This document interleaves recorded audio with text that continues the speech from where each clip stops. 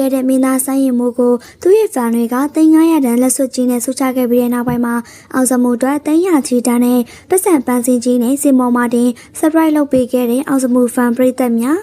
မင်္ဂလာပါပရိသတ်များရှင်အခုလက်ရှိဇက်သပင်လောကမှာလူငယ်ဇက်မင်းသား2ယောက်ဖြစ်တဲ့ဇက်မင်းသားဆိုင်းရင်မိုးနဲ့ဇက်မင်းသားအောင်စမှုတို့2ယောက်ဟာအောင်မြင့်ဆုံးချိန်ကိုရောက်ရှိနေကြတာဖြစ်ပြီးမင်္ဂလိပရိသတ်တွေအများစုရဲ့အားပေးခြင်းကိုခံနေရတာကတော့မင်းသားအောင်စမှုပဲဖြစ်ပါတယ်။မင်းသားအောင်စမှုဟာတစ်ချိန်လုံးကဇက်မင်းသားစွမ်းစားအနေနဲ့ဇက်မင်းသားဖိုးရှိတို့ရဲ့ဇက်ပွဲတွေမှာအယံမင်းသားတယောက်အနေနဲ့လိုက်ပါကားပြခဲ့သူတယောက်ဖြစ်ပြီးနောက်ပိုင်းမှာတော့ကိုပိုင်ဇက်ထောင်ခဲ့ကလူငယ်တယောက်ရဲ့လုံနိုင်စွမ်းကိုပရိသတ်တွေအံ့ဩရောက်လောက်အောင်ချပြနိုင်ခဲ့တဲ့သူတယောက်လည်းဖြစ်ပါတယ်။အောင်စမှုရှမ်းတောက်အောင်မြင်လာတဲ့အချိန်မှာတော့ဆရာသမားဖြစ်သူရဲ့စနေတကျပန့်ပိုးမှုတွေနဲ့အတူစက်မင်းသားဆရင်မိုးဟာလည်းစက်သမီးအဖွဲ့တစ်ဖွဲ့အနေနဲ့ထပ်မံအောင်မြင်လာခဲ့သူတယောက်လည်းဖြစ်ပါတယ်။အခုလက်ရှိမှာတော့သူတို့နေရာဟာနိုင်ရမရှိပွဲတွေစက်တိုက်ကပြပြီးပွဲကဖြောပြခဲ့တဲ့နေရာတိုင်းမှာလည်းပြည်သက်တွေရဲ့အားပေးချစ်ခင်မှုတွေနဲ့သူထက်ငါအပြိုင်ဆုချီးမြှင့်နေကြတာတွေကြောင့်စက်ပွဲတညကရင်ဆုကျွေးငွေကြီးပဲ3000ချီရနေတာပဲဖြစ်ပါတယ်။ပြီးခဲ့တဲ့ရက်ပိုင်းအတွင်းမှာဆိုရင်လည်းစက်မင်းသားဆရင်မိုးကိုအမည်မဖော်လို့သူပြည်သက်တူ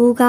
ငွေကျပ်300တန်းရှိတဲ့စိန်လက်စွပ်တကွင်းကိုလက်ဆောင်ပေးခဲ့တာလည်းဖြစ်ပါတယ်။အဲ့ဒီကိစ္စပြီးမှတော့အောင်စမှုရဲ့ပြည်သက်တွေကလည်းသူ့ရဲ့မင်းသားလေးမျက်နှာမငယ်စီချင်တာကြောင့်300ကျော်တန်းနဲ့ပတ်စံပန်းစည်းကြီးကိုစင်မော်အထိလာပြီးတော့ surprise လုပ်ပေးခဲ့တာလည်းဖြစ်ပါတယ်။ပြည်သက်ကြီးအနေနဲ့ရောအခုလက်ရှိမှာအောင်မြင်နေတဲ့မင်းသားနှစ်လက်ဖြစ်တဲ့အောင်စမှုနဲ့စိန်ရင်မိုးတို့နှစ်ယောက်မှာဘယ်သူကိုပို့ပြီးအားပေးလဲဆိုတာ comment မှာရေးပေးခဲ့ကြပါအောင်ရှင်။ BDS အဖွဲ့ကဂျောင်းကုန်းနဲ့ချစ်စွတ်တူနေလို့အောင်မြင်နေတဲ့မင်းသားအောင်စပူမင်္ဂလာပါပရိသတ်ကြီးအခုနောက်ပိုင်းလူမှုကွန်ရက်စာမျက်နှာတွေထက်မှာမြန်မာပြည်ကဂျောင်းကုန်းဆိုပြီးတော့နာမည်ကြီးနေတဲ့ဇက်မင်းသားတယောက်ရှိပါတယ်။သူကတော့တခြားသူမဟုတ်ပါဘူးခေတ်သစ်ဇက်သပင်ရဲ့ကျယ်ပွင့်မင်းသားကျော်အောင်စပူပဲဖြစ်ပါတယ်။အရင်ကဇက်သပင်ဆိုရင်လူကြီးတွေပဲကြီးကြတာလို့ထင်မှတ်ခဲ့ကြပေမဲ့အခုတော့အောင်စပူကြောင့်လူငယ်တွေပါဇက်ပွဲတွေစီကိုအလူရက်သွားရောက်ပြီးတော့အားပေးနေကြတာပါ။အောင်စပူကိုပရိသတ်တွေအသေးဆွဲချစ်ခင်ကြတဲ့အဓိကအချက်ကတော့ကမ္ဘာကျော် BTS အဖွဲ့ဝင်ကြောင်ကုန်းနဲ့ချွတ်စွတ်တူလွန်းနဲ့သူရဲ့ရုပ်ရည်ကြောင့်ပဲဖြစ်ပါတယ်။သူပြုံးလိုက်ရင်ချစ်စရာကောင်းတဲ့ပုံစံတော်လက်တဲ့အကအလားနဲ့